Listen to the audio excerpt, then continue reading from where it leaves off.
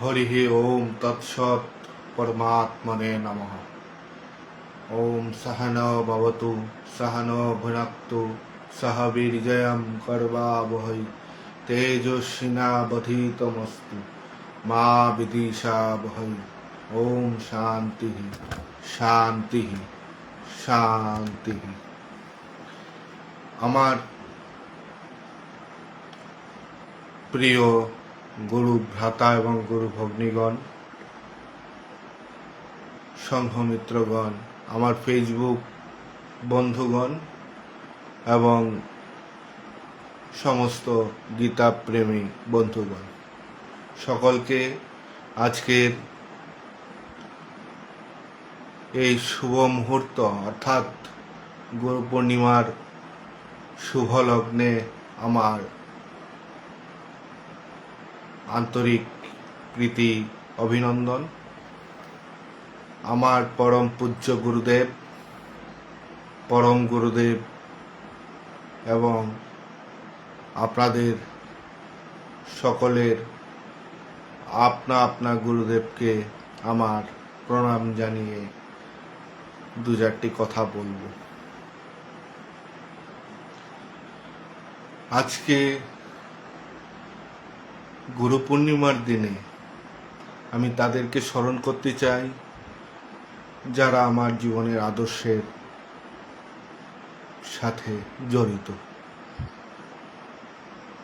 আমার মাতা পিতা, পরিবার পরিজন এবং আমার পূজ্য গুরুদেব স্বামী প্রণব চৈতন্য পুরীজি মহারাজ, পরম গুরুদেব স্বামী বিষ্ণুপুরীজি মহারাজ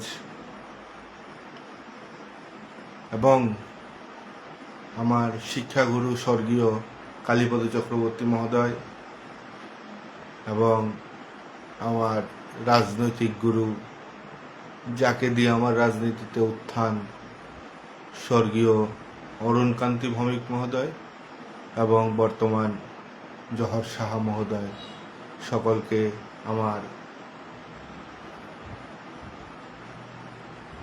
মনের হৃদয়ের অন্তরস্থল থেকে প্রণাম জানাচ্ছি।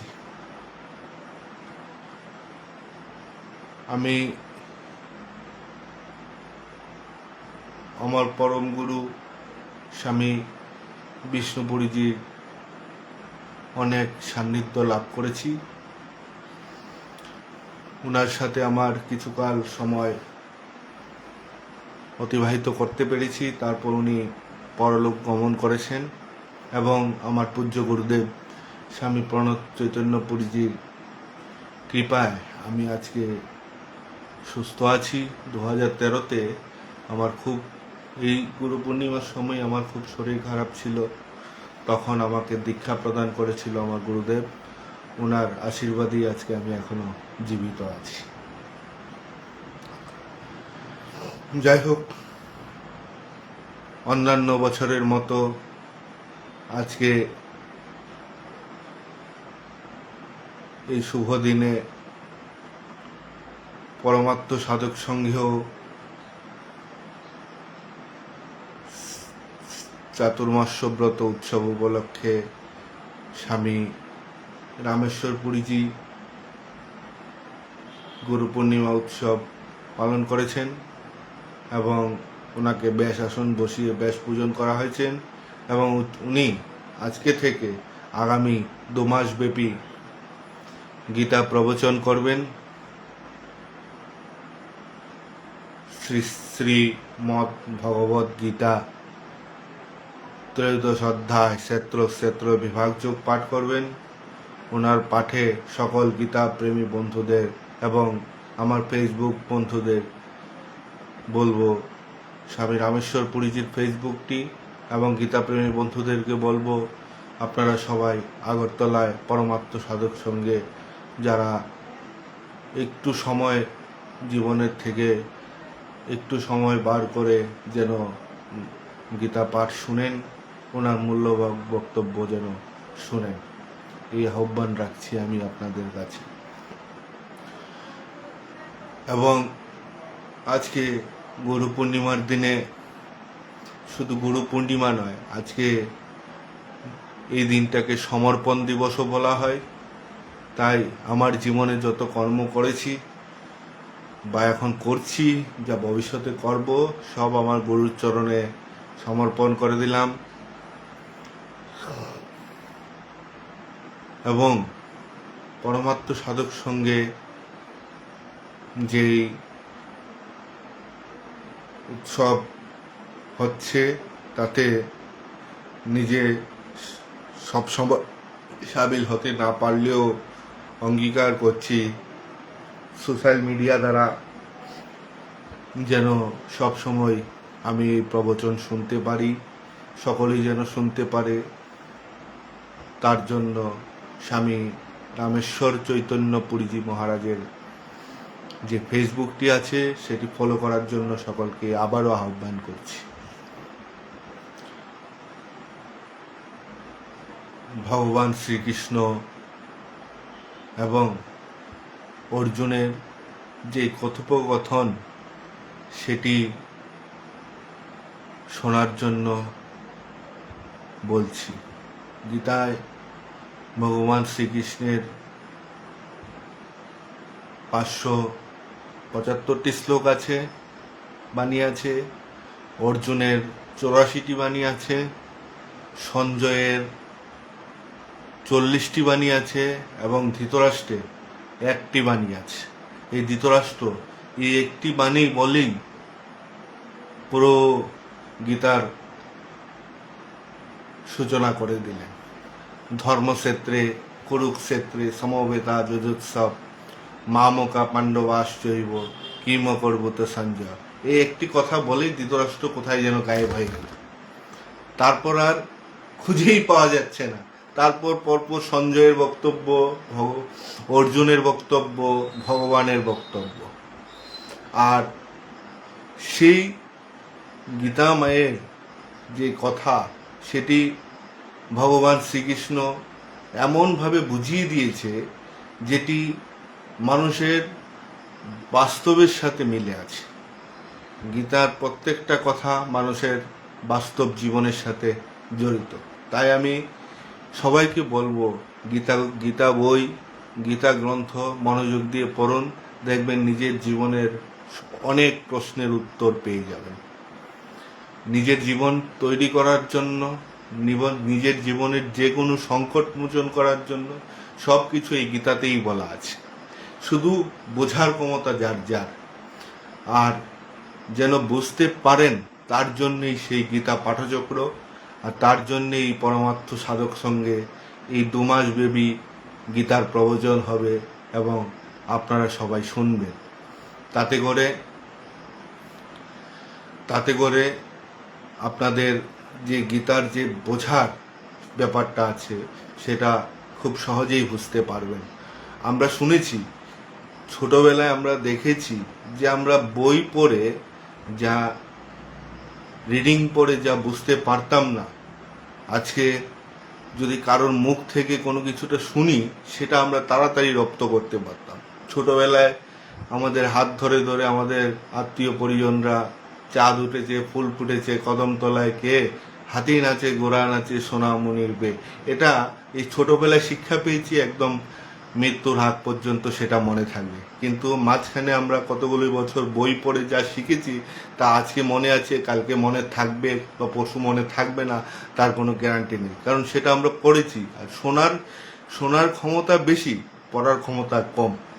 তো সুতরাং আমি বলবো, স্বামী রামেশ্বর পুরীজি মহারাজ যেই গীতার প্রবচন করবেন, ক্ষেত্র বিভাগ যোগ, সেই অধ্যায়টি অত্যন্ত মনোযোগ দিয়ে সবাই শোনার জন্য বলছি। এই অধ্যায়টি খুবই খুবই মজাদার অধ্যায়। ক্ষেত্র যোগ মানে এই আমি নই। বলেন তো শুনতে কিরকম লাগছে? এই আমিই নই, এই জিনিসটাই এই অধ্যায়ে বোঝানো হয়েছে। ভগবান শ্রীকৃষ্ণ অর্জুনকে উপলব্ধি করার জন্য বলেছেন, এই অর্জুন, এই তুমি তো তুমি নও, তুমিই আমিই তুমি, এটাই বলার জন্য স্বামী রামেশ্বর পুরীজি ব্যাখ্যা করবেন। আর আমাদের পরম গুরুদেব স্বামী বিষ্ণুপুরীজির যে 2 খণ্ড গীতা আছে তা পড়লে আর কোনো গীতা বই পড়ার কোনো ইচ্ছে হবে না। সেই গীতায় এত সুন্দরভাবে গীতা ব্যাখ্যা করে দিয়েছেন।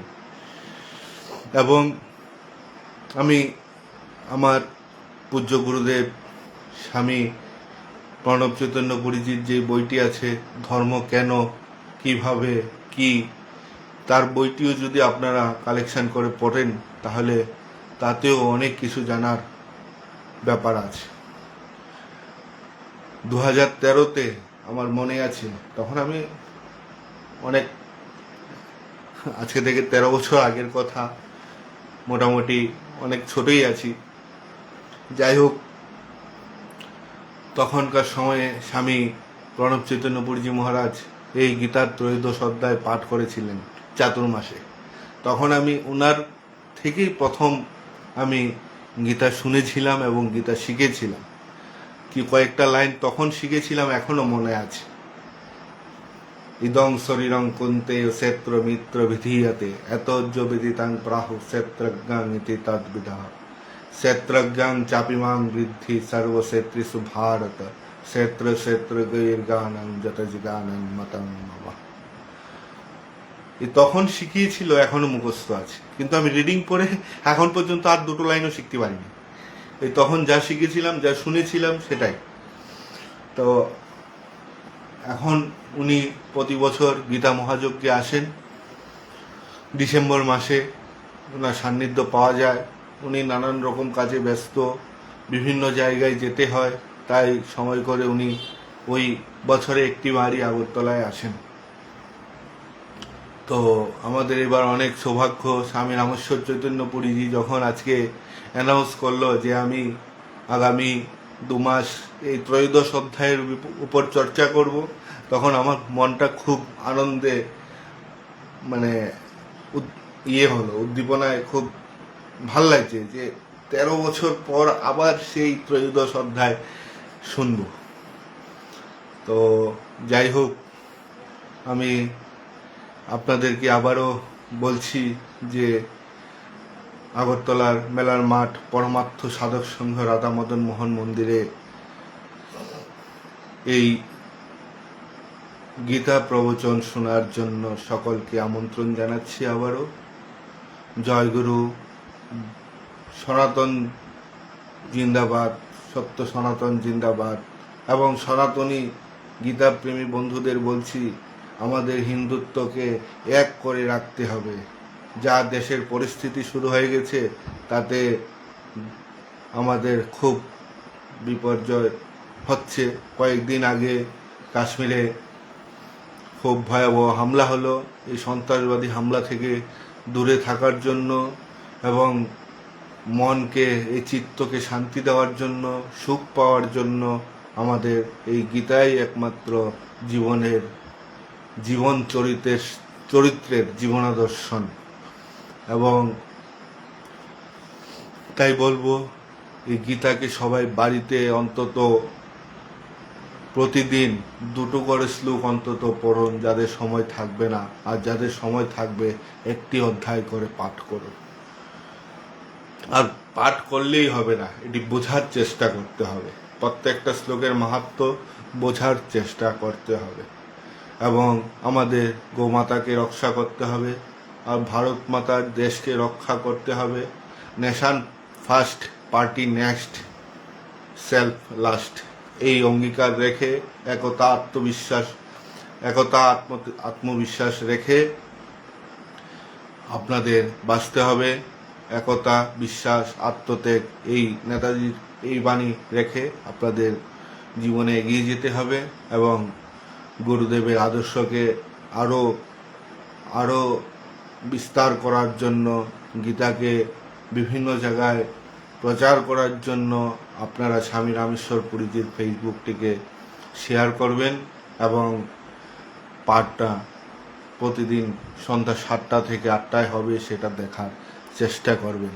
জয় গুরু, ভারত মাতা কি জয়, স্বামী বিষ্ণু পুরীজি মহারাজ জি কি জয়, স্বামী প্রণব চৈতন্য পুরীজি মহারাজ জি কয়, স্বামী রামেশ্বর পুরীজি মহারাজ কি জয়। জয় গুরু। হরি ওম তৎসৎ। পরমাত্মনে নমঃ। পূর্ণমদঃ পূর্ণমিদং পূর্ণাৎ পূর্ণমুদচ্যতে পূর্ণস্য পূর্ণমাদায় পূর্ণমেবাবশিষ্যতে। ওম নমঃ পার্বতী পতে। হর হর মহাদেব। ওম সর্বে ভবন্তু সুখিনঃ সর্বে সন্তু নিরাময়া সর্বে ভদ্রাণি পশ্যন্তু মা কশ্চিৎ দুঃখভানি ভবে। ওম শান্তি শান্তি শান্তি। হরি ওম। জয় গুরু।